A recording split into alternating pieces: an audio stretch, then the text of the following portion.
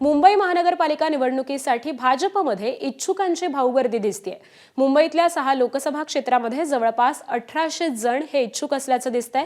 मागील 15 दिवसांमध्ये भाजपकडून 1800हून अधिक इच्छुकांच्या मुलाखती या देखील घेण्यात आलेल्या आहेत। एका वॉर्डामध्ये प्रत्येकी 7 ते 8 जण हे देखील इच्छुक आहेत।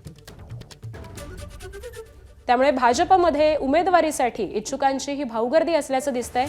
मुंबईतल्या 6 लोकसभा क्षेत्रामध्ये जवळपास 1800 जण हे इच्छुक आहेत आणि या सगळ्यांची मुलाखती ह्या देखील घेण्यात आलेल्या आहेत।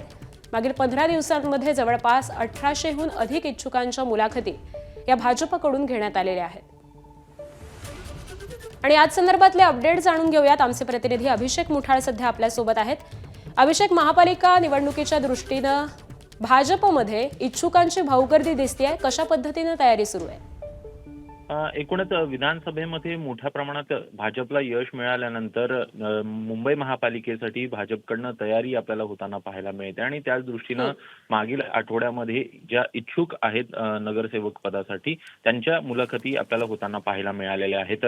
एकूणच 6 लोकसभा क्षेत्र आहेत आणि या 6ही लोकसभा क्षेत्रामध्ये जवळपास 1800हून अधिक जण हे इच्छुक असल्याचं पाहायला मिळत आहे। मागील 15 दिवसांमध्ये भाजपकडनं या सगळ्यांच्या मुलाखती घेण्यात आलेला आहे आणि साधारणपणे जर का पाहायचं तर 227 वॉर्ड आहेत। या प्रत्येक वॉर्डमध्ये जवळपास 7 ते 8 जण इच्छुक आहेत आणि त्यामुळे एकूणच महायुती संदर्भात ह्या चर्चा आपल्याला सुरू असतानाच महायुती होणार हे जरी का निश्चित असलं तरी भाजपकडनं 227 जागी चाचपणी करत आपले उमेदवार देखील निश्चित करण्याचं एकूणच नियोजन आपल्याला पाहायला मिळतं आणि त्यामुळे येत्या काळामध्ये जर का महायुती झाली नाही तर भाजपकडनं या जागी देखील 227 जागी उमेदवार उभे करणार का हे देखील एकूणच बघणं महत्त्वाचं असेल।